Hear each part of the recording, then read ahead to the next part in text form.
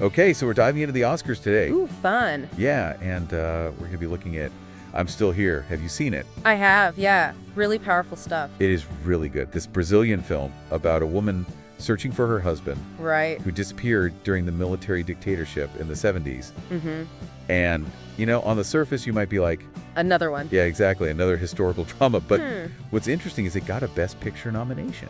Yes, and such a surprise, too. And I feel like everyone's talking about Fernanda Torres' performance For sure. and whether she could win Best Actress. Yeah, it's really interesting because this Best Picture Yeah. it's not like the typical Best Picture nominee. Usually you see all these other awards. Right.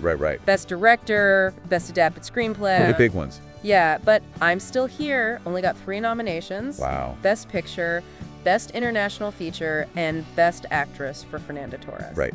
That's it. So it really does seem like her performance Yeah.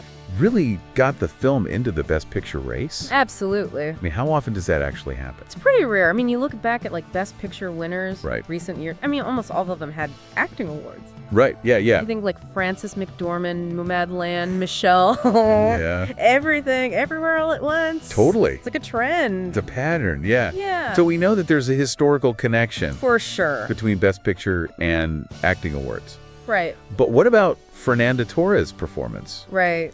I was reading this Screen Rant article, and they were describing it as subtly wearing her emotions on her face, Right. which allows the film's themes of suffering and sacrifice to shine through. Okay. What does that actually mean, though? Yeah, so basically she's conveying all these emotions, but it's really nuanced, not big dramatic outbursts. Yeah. She uses subtle facial expressions, body language to show what's happening inside. Gotcha. So it's you got to pay attention Yeah. to understand what she's going Yeah. through. Yeah. And that's what makes it so impactful, I think. Makes you really think. Yeah.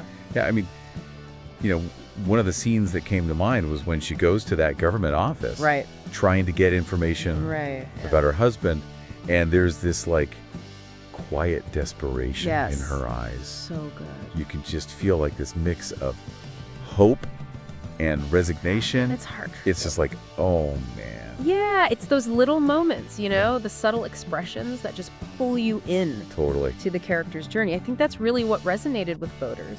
Yeah. They saw how moving it was, Yeah. but also how skilled she was Right. at doing that. Okay, so now we're talking about the power of Torres' performance and this idea of a Best Picture. Yeah. But what about the Best Actress race? Well, that's interesting because there isn't a clear front runner. Okay. This article Yeah. mentions Mikey Madison, Demi Moore as favorites, Okay. but it doesn't seem like anyone has a firm grasp on it. Okay. So it's kind of wide open then. I think so, yeah. Interesting. Okay. And Torres already won a Golden Globe, Right. and that was her only nomination. Yeah. Does that give her a chance at winning the Oscar? I think it puts her on the map, remember the Golden Globes Yeah. voted on by the Hollywood Foreign Press Association, Yeah. which is different from the Academy. Right. But it shows that people are responding to her performance, Yeah. even without the precursor awards leading up to the Oscars. Sorry, when you say precursor awards, Oh, yeah, good point. what do you mean? So basically all those award shows that happen before the Oscars, like the BAFTAs, Critics' Choice, Screen Actors Guild Awards, Okay. and they're seen as indicators of who might win. Okay. So she didn't win any of those. Not a single one. Wow. Which makes an Oscar win even more interesting. Wow. It would mean a foreign language performance. Right. Winning without those traditional stepping stones. And didn't the article say she's only the second Brazilian actor Yes. to be nominated for an Oscar? Second ever, and the first was her mother, What? Fernanda Montenegro, No way. 26 years ago. Wow. Her mother was nominated for an Oscar. It's crazy, right? That's wild. Yeah, so Wow. So it's almost like the family affair. this continuation of a legacy. Yeah, you gotta wonder if that connection will influence voters, Right. right? Yeah. This history repeating itself.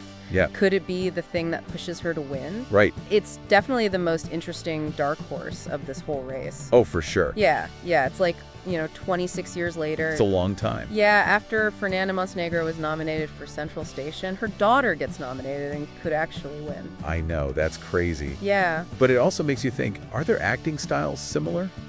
Ooh, that's a great question. Yeah, like, are there any connections between their performances? I mean, both Fernanda Montenegro and Fernanda Torres are known for being really versatile. Right. And they can show complicated emotions with a lot of subtlety. Right. But they definitely have their own styles. You know, Montenegro often has that like regal presence on screen, but Torres, she just disappears into her characters. Like you wouldn't even recognize her. Right.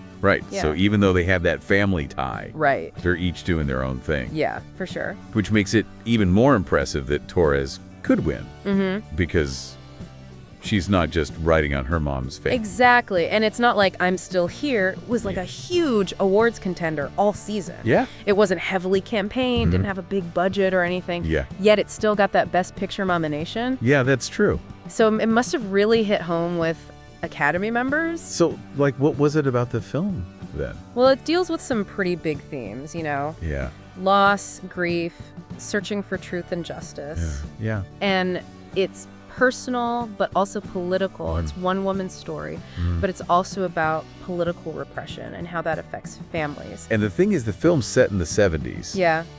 But it feels so relevant now. Yeah.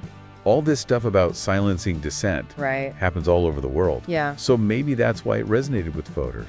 Could be. It's like a shared human experience. That goes beyond time and place. Yeah. It's really powerful stuff. Yeah. And it brings us back to Fernanda Torres possibly making history. Right. You know, we've talked about the lack of awards, the family legacy, Yeah. the movie's journey to Best Picture, but it's also a foreign language performance, Right. which is a whole other thing. So, like, how often do those win?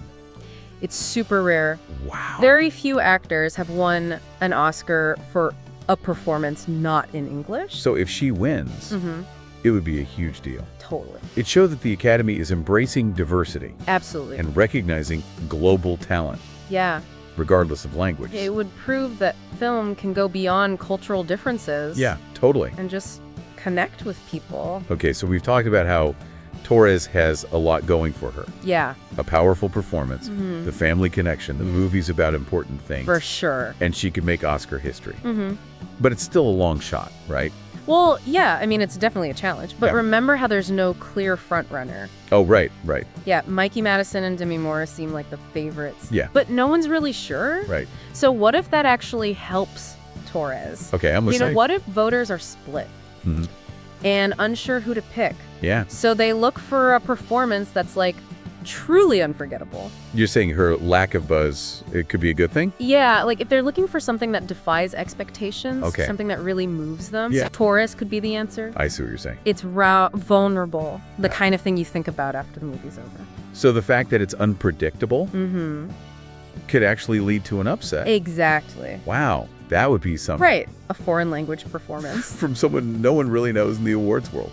And she takes home the Oscar. Yeah, Talk about shaking things up. totally. Yeah. But let's not get too excited yet. Okay.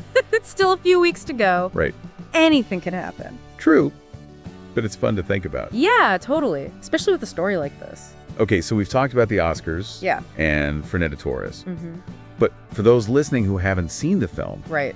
the article said it's getting a wider release this month. It is. So Yeah. people can check it out Definitely. and see if they think she deserves to win. It's worth seeing. Yeah. It's a powerful story about love, loss, and resilience. Okay, so I think we've unpacked this Oscar mystery. I think so. I'm Still Here. And Fernanda Torres have given us a lot to consider. For sure. A surprising Best Picture nomination, Yeah. a possible Best Actress win. Yeah. And the family legacy just adds to the intrigue. Yeah.